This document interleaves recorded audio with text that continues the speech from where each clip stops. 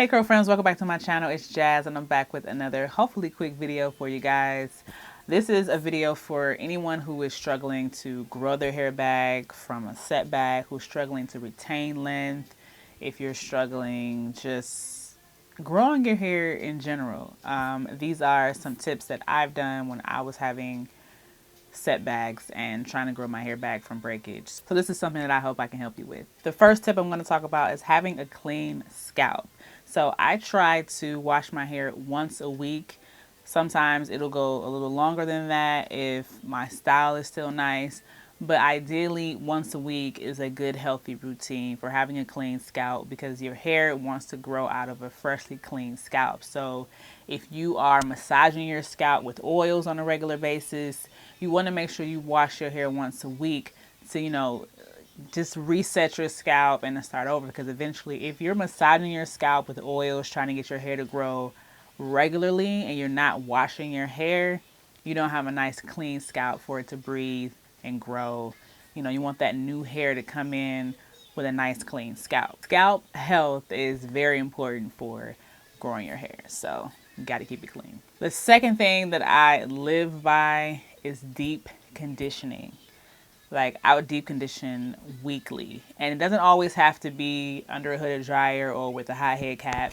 Even if you're just letting it sit on there for 5 to 10 minutes while you're in the shower and rinsing it out. But deep conditioning with heat is always great, especially if you're currently dealing with any kind of damage, or if you have colored curls, heat damage, color damage, any setbacks you're having right now. Deep conditioning is going to really get your hair back on track. And trimming your hair. Trimming your hair is really ideal for retaining the length that you're growing from your hair. So a lot of people think cutting your hair or trimming your hair doesn't help your hair grow, but it helps you retain the length that you are growing. Not trimming your ends isn't going to help all the good healthy hair you have growing from your scalp if it's breaking off at the ends, especially if you have colored hair like I do. Trimming your hair on a regular basis is something that you should get into your routine. It doesn't have to be every 3 weeks or anything crazy. I trim my hair as I see it needed. Like, I mean, you can look at your hair and tell, okay, I need to probably get a trim. When I got my hair straightened, I got a trim. So, that's a really good trim you can get if you're getting your hair straightened.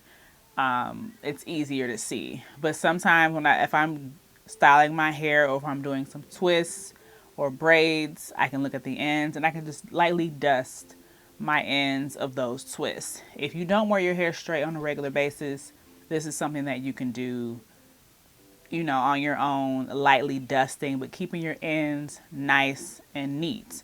That's going to help prevent any unwanted breakage by dusting or trimming every 3 months, 6 months, just as long as you're doing it. If you're not doing it at all, if you feel like you haven't had a trim in like 3 years, that's not a good sign that you're going to retain any length that you're growing. So trimming your hair, you don't have to go to a professional. This is something that you can do on your own.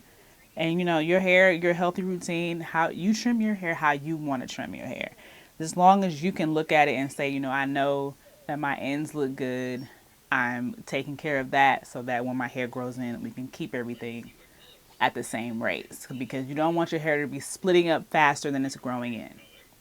Number 4, I should have made this number 1, but it's number 4. Little to no heat, especially if you are trying to recover from some damage. If you're growing out a relaxer, if you're growing out color, if you're growing out heat damage, put away the flat irons, the blow dryers, get rid of them. I don't even own flat irons, just because I made that step a long time ago when my hair was not recovering like it should have, and I was straightening my hair all the time. So I don't own flat irons. That is one thing that I've learned. Removing heat from the equation really helps the health of your hair. You can have healthy hair and straighten your hair often, but you just have to start somewhere first and make it something that you do once a month, every couple months. For me, when I first started to remove heat, I immediately noticed a difference in my hair. So I did 1 month and I can immediately see the difference. And then I did 2 months, 3 months, and then I was getting it every 6 months. And now it's like once a year. I think I've gone 3 years without straightening my hair. Your hair is going to thank you for it.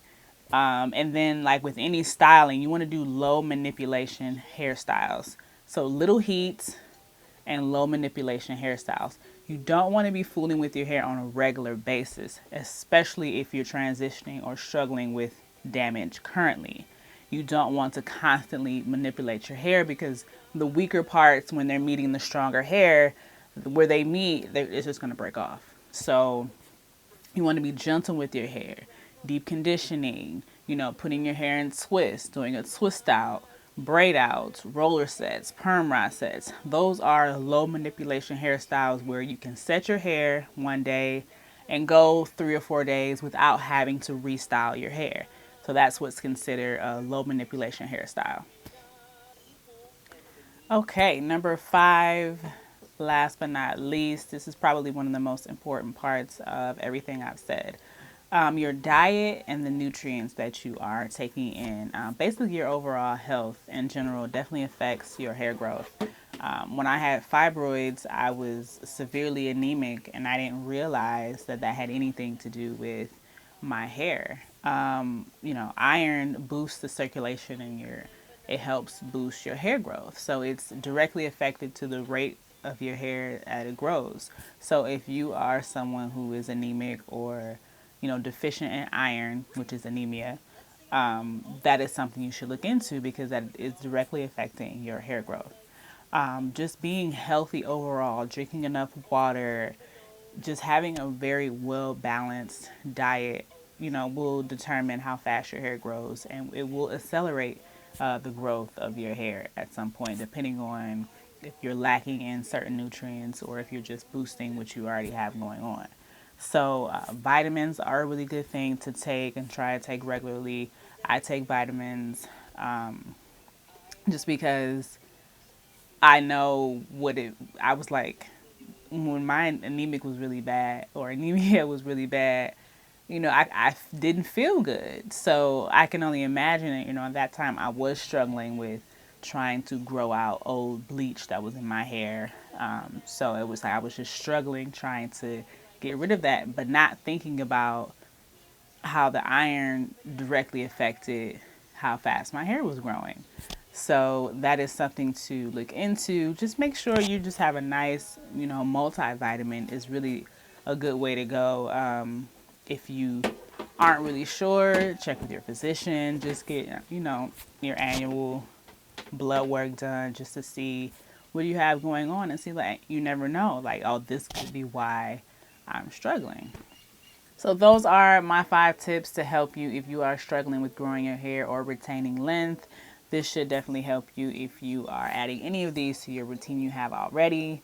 Let me know if you like this video. Comment down below if I left anything out. Do you have any special tips that have helped you grow your hair? As always, thank you so much for watching. Till next time. Bye.